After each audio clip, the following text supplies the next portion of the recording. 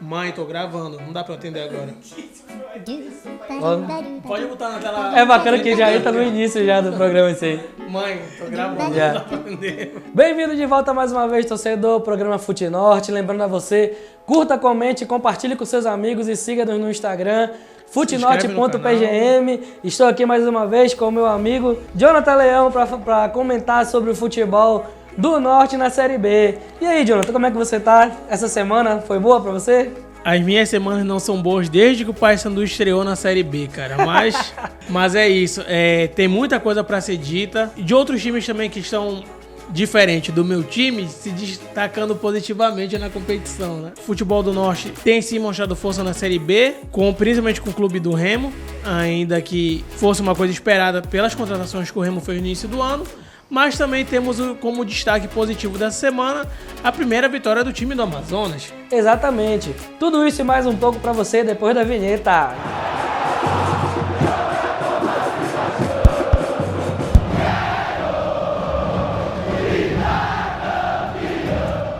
Lembrando, se inscreva no nosso canal, é muito importante que você se inscreva e compartilhe com seus amigos também, não saia do vídeo antes de dar aquele like. E agora vamos falar de Série B. Jonathan Leão, vamos falar da primeira vitória do Amazonas, Jonathan Leão. Ele já vinha ali esboçando ali uma reação e finalmente o primeiro a virar a chave do Norte foi quem? O Amazonas, com uma vitória de 2-0 em cima do time do Operário. O que você tem para me dizer, Jonathan, dessa vitória? É uma vitória importante para o time do Amazonas, que serviu para afundar o Paysandu na lanterna, infelizmente. Afundou o Paysandu na lanterna, mas reforça que qualquer time pode reagir na Série B. Esse é o ponto. Uma coisa que nós temos dito desde o início do campeonato é que dos últimos 20 anos, essa é uma das Série Bs mais equilibradas que a gente viu. Todos os times têm possibilidade de subir, todos os times têm possibilidade de cair e vencer é importante. É um respiro para o Amazonas, mas tem que manter uma sequência de vitórias se quiser brigar por algo mais na competição. Exatamente, o Amazonas teve uma vitória muito importante em cima de um time que estava em ascendência ali, ascensão. O time do Operário vinha de vitória, estava conseguindo ali subir na tabela e foi freado pelo time do Amazonas. Isso aí possibilitou o quê? Possibilitou com que o Remo desse um passo um pouco mais acima e se mantesse na vice-liderança da competição, não é isso? Exatamente. Inclusive, essas últimas rodadas foram muito gratas ao clube do Remo. Exato. Os deuses do futebol ouviu cada torcedor remista, atenderam todas as preces dos remistas. Tudo que podia acontecer de positivo pro Remo aconteceu. Mas é isso. Exato. O CRB perdeu, o Vila Nova perdeu e o Amazonas ganhou do Operário, freando ali aquela ascensão que o Operário estava tendo no Campeonato Brasileiro na tabela. Os deuses do futebol têm seus favoritos nesse ano, né? Que foi isso, meu Deus? Uma coisa que eu quero ressaltar para os nossos inscritos aqui. Isso Pedro, a recompensa de uma diretoria que contratou certo e teve o compromisso com o torcedor de trazer jogadores comprometidos e que estão fazendo a diferença no campeonato. Como destaque positivo, nós temos o Pedro Rocha, que de longe, junto com o Felipe Viseu, é o ataque mais forte que o Remo formou, acho que nos últimos 20 anos. E são jogadores que estão com compromisso com o clube, no caso do Pedro Rocha, artilheiro da Série B. Então eu penso assim, que quando qualquer clube traz um jogador para si, é para ter esse tipo de compromisso, de entregar para a torcida aquilo que ele foi contratado para fazer. Exato, tipo, os jogadores do Amazonas resolveram acordar para jogar durante essa rodada, né? Porque tava ali já, eles já estavam faltava só um pouquinho assim para sair a primeira vitória do Amazonas e nessa rodada finalmente conseguiram tirar o pé do freio e acelerar ali para sair daquela situação onde eles estavam passando a lanterna ali entre Paysandu e Amazonas o tempo inteiro, não é isso? E agora vira ali um pouquinho, né?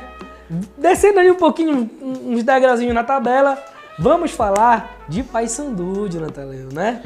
Vamos falar de Paysandu. O time do Paysandu que na 7ª rodada deixou escapar em 3 minutos a vitória lá em Minas para o América Mineiro, não é verdade? Sim. Contra o Goiás teve uma falha grotesca do Matheus Nogueira e onde o Paysandu quase barato, perde o jogo, inclusive. saiu barato. Esse jogo saiu barato pro Paysandu, realmente. Foi um ponto dentro de casa que ele não mereceu, né? Porque jogou muito mal, os dois times jogaram, na verdade, muito mal. E na nona rodada agora, o Paysandu sai na frente, mas não consegue, né, manter ali não consegue manter a pressão e não consegue segurar também o time. É uma falta de preparo físico. Às vezes ali o meio-campo do Paysandu não conversa, eles não tocam a bola, eles só querem sair no chutão e é isso que tá. Tipo assim, como analista esportivo, aquilo me deixa com uma angústia de ver um jogo desse. E tu vai enfrentar um time que é uma SAF, né? O Novo Horizontino. Sim. O Novo Horizontino, o pessoal fala, mas o Novo Horizontino não tem camisa, não tem peso. É exatamente por isso que os jogadores jogam dando a vida, pra receber no fim do mês. Entendeu? E aqui tem peso, tem tradição, tem tudo isso. Eu acredito que o ponto contra o Novo Horizontino, além da camisa, talvez o jogador fique até mais tranquilo que o time que não tem camisa, que não tem massa, porque se ele errar, quem que vai cobrar desse jogador? Exatamente, não tem jogador invadindo o CT, não tem jogador jogando ovo no ônibus. Exatamente. Exato, não tem torcedor jogando ovo no ônibus, não tem torcedor na porta do hotel querendo quebrar tudo, não tem torcedor querendo quebrar ali a sede, entendeu? Aí o problema de time de massa não é o torcedor. Estamos apenas fazendo um comparativo. Exatamente. Mas é a pressão geral, e a cobrança. Isso, exatamente. De modo geral, eu acredito que desses 3 jogos que o Paysandu, que todos foram horrorosos, na verdade, até que o Paysandu não apresentou nada de positivo na Série B, sendo bem realista. E aí tem torcedor que fala, porque a culpa é do técnico, porque a culpa é disso, a culpa é daquilo. Certo, vamos estabelecer aqui certas coisas. Contra o América, a culpa foi sim do Luizinho Lopes. Isso é indiscutível. Um time tá ganhando de 2-0, você coloca um jogador que não vem bem, que é o Giovani, fica com 1 a menos, chama o América pra marcação, pro ataque. Em 3 minutos, um time que tem sim um investimento, também tem tradição na competição, também já foi campeão da Série B, não ia entregar fácil uma vitória dentro de casa. Exato. E tem um atacante que tá em dia, né? Com gol. Exatamente. Tem um atacante, o ataque do América Mineiro tá em dia com o gol. O time do Paysandu não tem atacante que tá em dia fazendo gols. E tem nomes pesadíssimos no ataque do Paysandu, pra falar a verdade. Não, não são só os nomes que são pesados, eles estão pesados também, né? Que não conseguem chegar no gol. Exato. E contra o Goiás, o único destaque do jogo que nós podemos ter foi aquela falha do Matheus Nogueira. Matheus, meu filho, pelo amor de Deus, não faça isso. Ele tava indo bem. Ele tava sendo destaque do Paysandu por não sofrer goleadas. Né? Aí faz isso contra o Goiás, chega contra o Novo Horizontino e toma um hat-trick. Exatamente. O único jogador destruiu o time do Paysandu. E é um jogo que o Paysandu sai na frente, como foi o caso do América, e você vê que é um time que não tem consistência. Aí vem o presidente do clube. Porque o Paysandu não tinha tempo de descansar, o Paysandu não tinha tempo disso, daquilo. Tudo bem. Mas, por exemplo, você tem outros times na competição que estavam fazendo um investimento para jogar outras competições, tiveram também um certo desgaste, mas estão numa posição melhor na tabela. Então, como é que justifica eu ter um elenco enxuto, com 10 jogadores lesionados, o Paysandu vai para o jogo contra o Novo Horizontino quase sem banco de reservas, entendeu? Aí, parte disso é culpa do técnico? Sim, mas se a diretoria não dá o material para ele trabalhar, como é que a gente vai cobrar isso do técnico? Parte disso também é culpa principalmente de quem montou esse elenco, que é um time limitado, previsível e com ataque inofensivo. Time limitado, previsível e com ataque inofensivo. Caralho, cuzão! E que pra jogar melhor na competição, não tem que mudar uma ou duas coisas, tem que mudar bastante coisa ainda. Exatamente. E pra falar do técnico, né? Olha ele aí, na tela do Futinorte, Luizinho Lopes. Pra vocês, o que tu tem considerações assim, Jonathan, sobre a permanência dele, bater nessa mesma tecla? Ele não vem tendo um bom desempenho como técnico, né? Não tá conseguindo fazer substituições corretamente em alguns jogos. Se bem que com as peças que ele tem no banco, às vezes a gente até entende, não dá, né? Tipo assim, e também como técnico ele deveria cobrar os preparadores físicos para manter o time pelo menos bem fisicamente para jogar o futebol. Exatamente. Tem jogadores do Paysandu que estão voando. Aquele lateral direito que às vezes joga de ponta, Edilson? o Edilson, ele joga muito aquele cara e ele corre o jogo inteiro.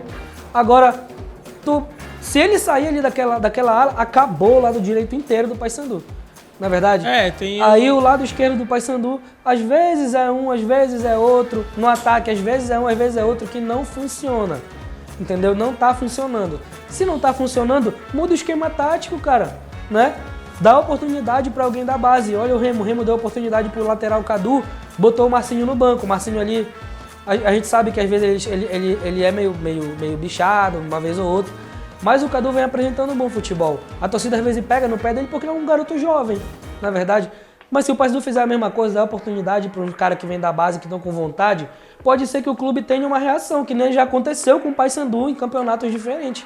Exatamente. Apostaram na base e reagiram no campeonato. Inclusive, pode ser uma saída. Se a ideia da diretoria, que vem se justificando para a imprensa, para a torcida, de que quer manter as contas do clube em dia, que inclusive já está com atraso no pagamento de premiação. Exatamente. Usa os garotos da base. Se não tem como contratar, chama os garotos da base, porque ao menos um respiro diferente eles vão dar na competição. Eles não são tão pesados. Eles vão sentir o peso da competição. Mas vamos voltar no tempo. O Paysandu contra o Marília, se eu não me engano, em 2006 ou 2007... jogou com 5 ou 6 jogadores da base, goleou o Marília de 4-0, entendeu? Então, por que não investir na prata da casa? Porque o jogador daqui não presta, o jogador daqui é inexperiente, e se não der minutagem, como é que o cara vai se destacar? Exato, muito disso é culpa do técnico que não pede. Ele tá querendo dar soco em ponta de faca com esses jogadores que estão aí. No papel, a gente já disse uma vez, o time do Paysandu era melhor que o time do Remo no papel. No início do ano a gente comentou isso. Mas a gente sempre botou ênfase no papel. O papel não entra em campo, né? Ele aí o fica que ali. acontece? O Remo, depois da derrota pro Criciúma, ligou a chave ali de eu não posso jogar desse jeito. E, inclusive, o técnico caiu nesse jogo. Foi. O técnico do Remo caiu nesse jogo. Isso. E outra coisa que a gente pode destacar, Pedro, é que o Luizinho Lopes tem entregado resultados piores do que do Márcio Fernandes. Exatamente. E o Márcio Fernandes caiu por muito menos, ele caiu com um empate contra o Bragantino já são 9 jogos na Série B sem vitória. Sem vitória, tipo assim. Além disso, a gente tem a última vitória do Remo, a última vitória do Paysandu foi contra o Remo na final do Parazão, com um gol de bola parada que foi um pênalti e que levou para as penalidades onde o Remo levou o título. Sim. Mas aí, se for botar na balança os 90 minutos, ele perdeu uma partida pro Remo e ganhou a outra. E foi isso que o Paysandu apresentou. Um gol de bola parada, não foi um gol aí.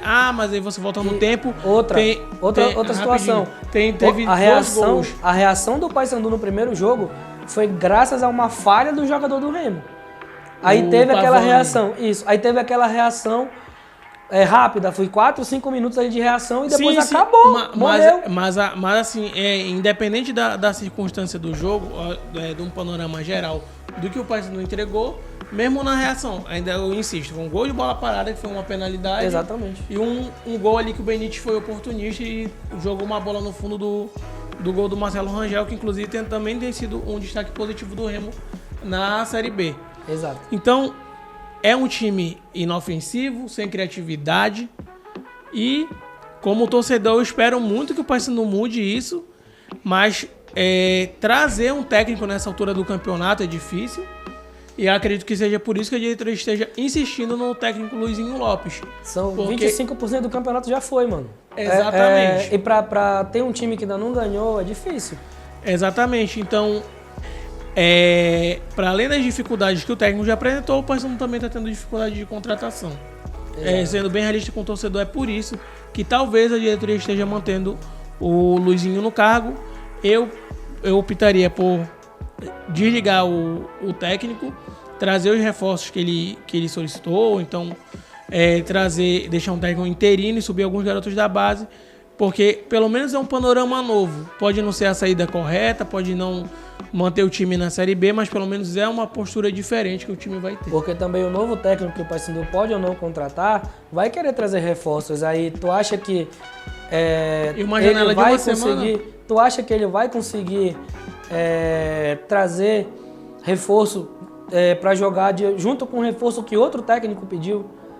Eu acho que é mais complicado. Ou o Paysandu opta por trocar o técnico e deixar esse aí fazer um trabalho até começar a janela de julho, né?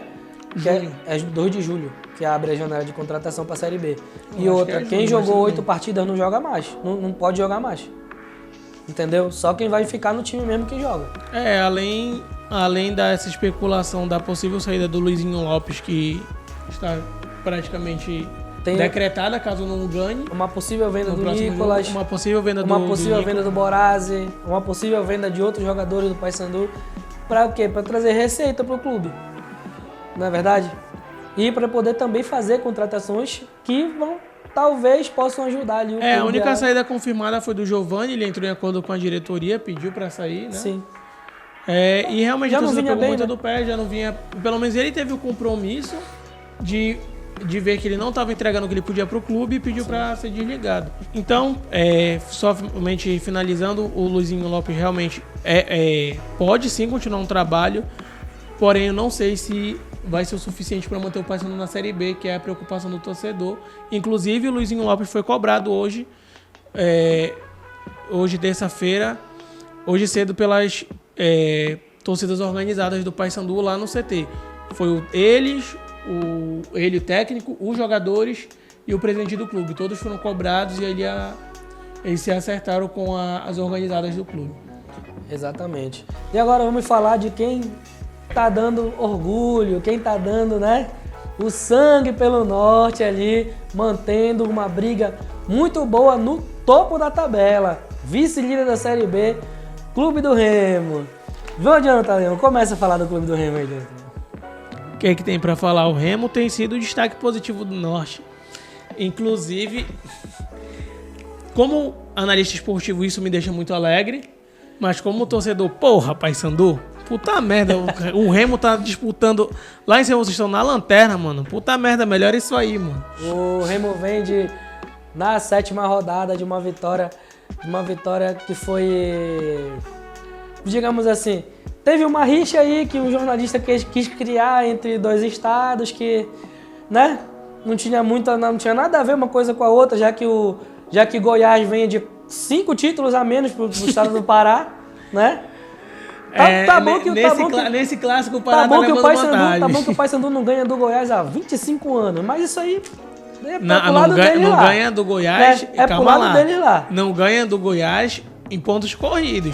A última taça quem trouxe foi o Paysandu. Exatamente. Desculpa, não ganha do Goiás na Série B, né? Mas aí em títulos, falar de títulos, o Paysandu tem 3 ou 4 em cima dos times de Goiás, né? 2 em cima do Vila Nova, 2 em cima do Vila Nova e 1 em cima do Goiás. E o Remo tem 1 em cima do Vila Nova, ou seja, você não tem nem pra que criar uma rixa onde não existe, né?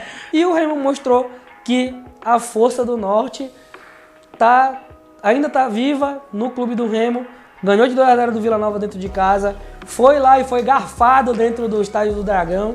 Todo mundo sabe que aquela falta não existiu.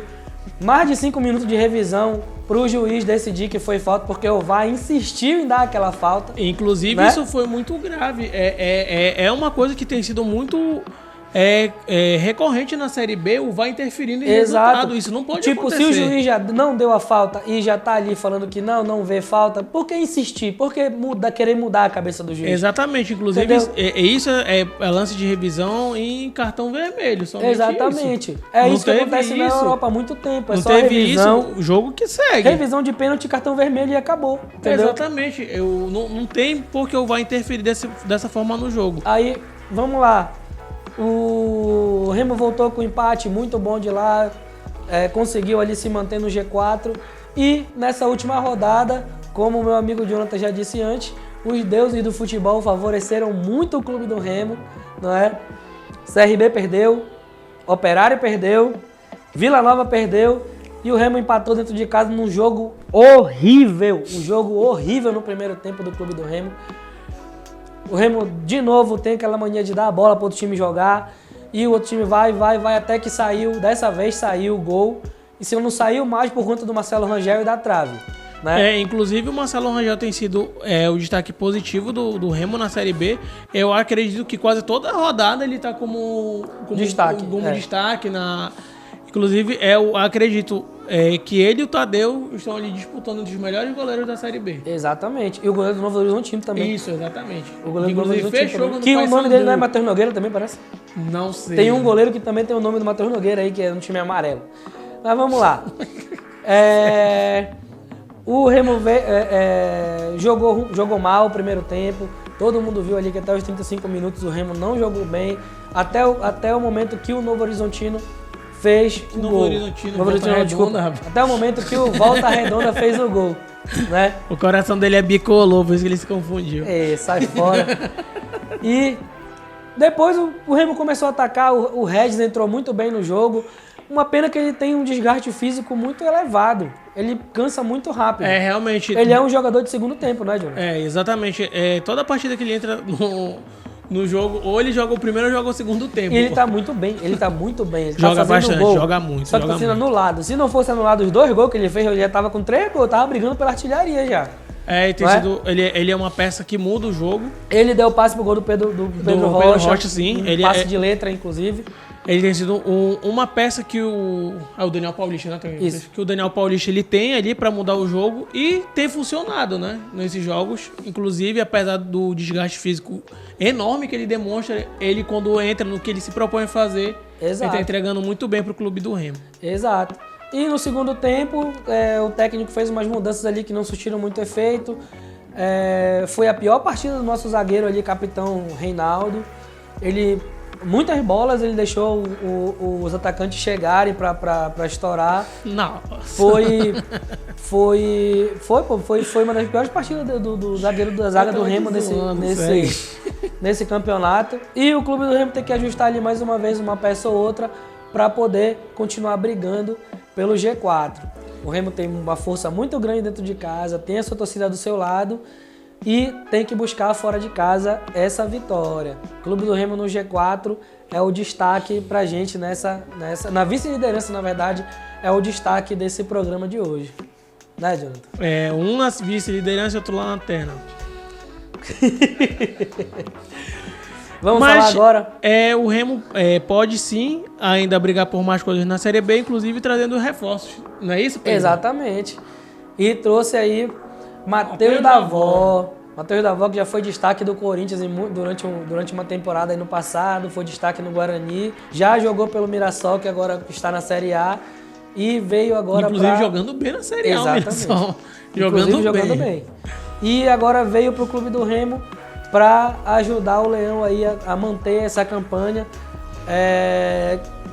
querendo ou não, destaque no futebol nacional, porque entre os times da Série A e B é o único time que ainda não perdeu.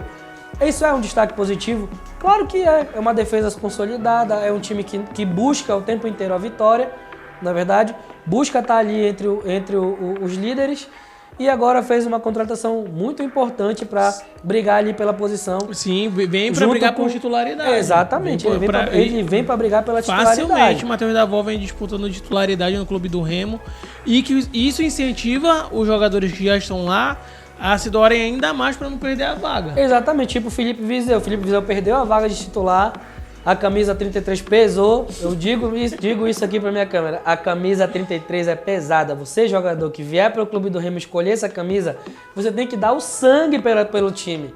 Não é só chegar e botar a camisa e dizer eu vou representar, não é isso. O Felipe Viseu ali mostrou umas partidas que ele estava com sono, outras partidas ele nem apareceu, nem tocou na bola.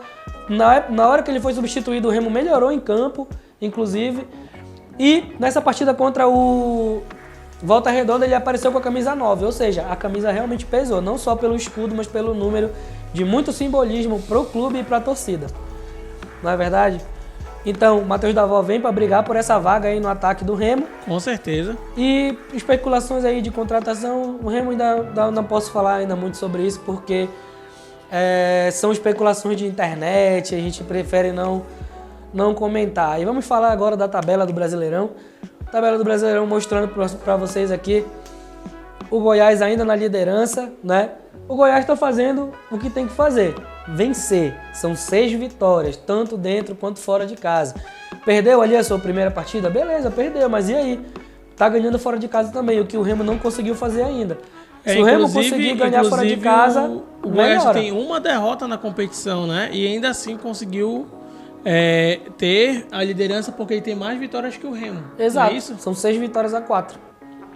Aí o Remo vem em segundo com muito empate. O clube do Remo tá com muito empate ali, não dá pra... Mas empate e vitória é acesso, né, Mas pai? aí o que acontece? Em 2006, quando o Remo subiu, 2005, campeão da Série C. 2006, o Remo empatou 15 jogos na Série B e caiu de novo, entendeu? Ou seja, empate não é bom pro clube que tá almejando uma coisa grande. Então, tipo, o Remo já empatou no final de jogo? Já empatou no final de jogo, mas também já deixou a vitória escapar. Então, o clube do Remo precisa buscar essa vitória fora de casa e continuar ganhando dentro de casa, não é verdade? E brigando ali com os times de muito nome, muito investimento. Coritiba, Avaí, Novo Horizontino, Cuiabá são os times de mais investimento na Série B. Fora que quando ele virar essa página aqui, né? Vira a página aí, Jonathan. Tem logo de cara Atlético Paranaense, América Mineiro e Atlético Goianiense como os times também de muito investimento, que não estão bem das pernas. Não é só o Paysandu que tem investimento alto que não está bem da perna. Os outros times conseguem o quê? Vencer, manter o jogo, uma vitória de 1-0 ali que é importante. Inclusive, apesar do Paysandu estar na lanterna e estar apresentando a pior campanha até aqui na Série B, sim. O que é bem preocupante, sendo bem realista como torcedor, e isso tem que mudar urgentemente se quiser pelo menos se manter, que acesso eu acredito que realmente não vai mais acontecer, mas a gente vê o equilíbrio que a gente já mencionou anteriormente na Série B. Exato. A Ferroviária, que subiu da Série C, ainda que oscile bastante, já ganhou na competição. Já ganhou duas vitórias. O Atlético Paranaense, que desceu da Série A, está na 11ª colocação e é um time que oscila terrivelmente. Mas se tu for parar para prestar atenção, tá tão disputado que o Atlético Paranaense e o América Mineiro, que tem 13 pontos, volta aí. Sim. Eles estão só a 3 pontos do G4. Exato. Entendeu? Mas o que nós dissemos é um equilíbrio gigantesco. Então, o respiro para a torcida do Paysandu e para o clube do Paysandu é esse equilíbrio do campeonato. Exato. Porém, esse equilíbrio está na parte de cima. Não, mas na parte de baixo porque se a gente for ver a parte de baixo aqui, o Botafogo de São Paulo, ele já começou a sair. Já começou, entendeu? A dar o Botafogo de São Paulo já está ali a 4 pontos do Lanterna, ou seja, porque dá para ele voltar pro Z4, dá. Mas a gente tem que botar no papel que o Paysandu precisa o quê? De no mínimo ali 2 ou 3 vitórias seguidas para sair daí desse fundo do poço. É um aproveitamento de campeão, que é coisa que realmente vem preocupando, mas que resta ao torcedor cobrar, que é o que nós vamos continuar fazendo aqui, e tem que cobrar mesmo que o Paysandu é um time de massa de tradição e não tem que passar por isso. Mas olhando também mais a fundo, tu tens o Atlético, que foi o destaque na Série C, também ali na zona de rebaixamento. E o Atlético já ganhou 2 jogos. Exatamente. E o Criciúma, que também é um time de muito peso, tirou o Remo da Copa do Brasil. E acabou de descer a Série A. Pois é, tirou o Remo da Copa do Brasil. E olha aí em que situação o Criciúma está. Então, é uma Série B que é cheia de surpresas. Claro que ali a parte de cima da tabela já está se formando. A próxima surpresa vem na próxima página. Porque... Vira a página, Jonathan. Se tu for ver a próxima rodada... Paysandu e Criciúma. Confronto direto. Paysandu e Criciúma vão brigar ali o duelo dos desesperados, né? Quem vai ficar com a lanterna? Paysandu vencendo ali, dá uma respirada, mas não o suficiente para sair do Z4, né? E o Criciúma vencendo, sai. É simples. Mas eu acredito que o Paysandu ele tem um fator importante em casa, que é a reabertura da Curuzu. Exato, e muito importante, inclusive. Eu acredito, inclusive, que o Paysandu realmente não consegue ter no Mangueirão o aproveitamento que ele tem na Curuzu, porque a Curuzu, de fato, é um caldeirão. O clube guarda mais receita e resgata mais aquele espírito de de caldeirão mesmo, que os estádios, tanto o Baenão quanto a Curuzu tem, que é aquilo de achatar o adversário com a pressão da torcida em cima. Eu ouvi uma entrevista de um jogador falando que ele jogou no Mangueirão e ele sentiu a pressão da torcida do Clube do Remo, mas quando ele pisou no Baenão com a torcida ali próxima porque a torcida fica em cima, próximo ao intimida o campo, torcedor. a pressão é muito maior. Ou seja, o Paysandu precisa voltar para casa para ver se ele consegue uma vitória ali no... Mas tem o que... E eu, como torcedor, te falo que a sinergia Paysandu e torcida, ela é muito maior na Curuzu. Eu te dou, por exemplo, aquele jogo que a gente virou contra o Náutico na campanha que o Paysandu subiu. Que o Paysandu ganhou de 4-2 no Náutico, perdendo de 2-0. Eu posso te dizer uma coisa. Não tem um poder de reação tão grande no Mangueirão quanto ele tem na Curuzu. Vou te dizer uma coisa relacionada ao Rossi, que ele falou uma vez numa entrevista. Que o gramado da Curuzu não é tão bom quanto o do Mangueirão. No Mangueirão eles não estão ganhando. Quem sabe, voltando para casa, o gramado já está ajeitado, porque a Curuzu sofreu uma reforma aí, né? 3 meses de reforma. Pode estar lá já bem. E o Paysandu, quem sabe, possa encontrar o seu futebol. Espero que não. Vai. E outro destaque da rodada, e o Paysandu vai encontrar futebol sim, o Remo vai perder pro CRB. Clube de Regatas Brasil, compromisso de ganhar, hein? Faz o dever de casa. Então vamos lá, placar para você. Placar não só de Remo e CRB, Paysandu e Criciúma e Amazonas. Chapecoense e Amazonas. A Chapecoense, ela vem numa crescente. Vamos começar por Chapecoense e Amazonas. Eu acho que faz o dever de casa, 1-0, tranquilo, só pra pontuar em cima do Amazonas. Eu acho que esse jogo vai ser 1-1, que o Amazonas não vai deixar escapar essa crescente que eles estão tendo. Pode ser, mas eu acredito que a Chape mantém sim o dever de casa em dia e vai fazer esse 1-0 só pra fazer o placar mínimo. Paysandu e Criciúma. Eu acredito que o mais otimista dos torcedores não espera uma goleada do Paysandu com o que ele vem apresentando. Então, eu sendo bem realista, eu vou deixar 1-0 pro Paysandu. Placar mínimo para conseguir respirar um pouco na tabela é mais do que suficiente. Eu acho que, sendo bem realista, enquanto o Luizinho Lopes estiver no Paysandu, o Paysandu não vai ganhar. Vai ser empate esse jogo aí. Com muito custo ainda do Paysandu, vai conseguir segurar o empate contra o Criciúma. São divergências ali do futebol. Ele acha que com a torcida o Paysandu tem uma reação boa. Eu acho que, mesmo com o técnico, se continuar com esse técnico aí, não vai rolar. Certo. Remo e CRB, Pedro. CRB e Remo, Pedro. Placar. Agora saiu. CRB e Remo. Eu acho que o Remo vai manter aquela tradição de empatar fora de casa, porém eu, como torcedor, quero a vitória do Leão e eu acho que o Remo vai conseguir sim essa primeira vitória fora de casa para se manter no G4 e se manter na vice-liderança, porque é muito importante, né? E o Remo já tem, os jogadores do Remo já estão voltando do departamento médico, isso é uma ótima notícia, na verdade. Vamos lá, placar? Eu acho que vai ser 2-1 pro Remo lá fora, em cima do CRB. Placar de 2-0 pro CRB, vitória tranquila em casa, Clube de Regatas Brasil, nunca critiquei.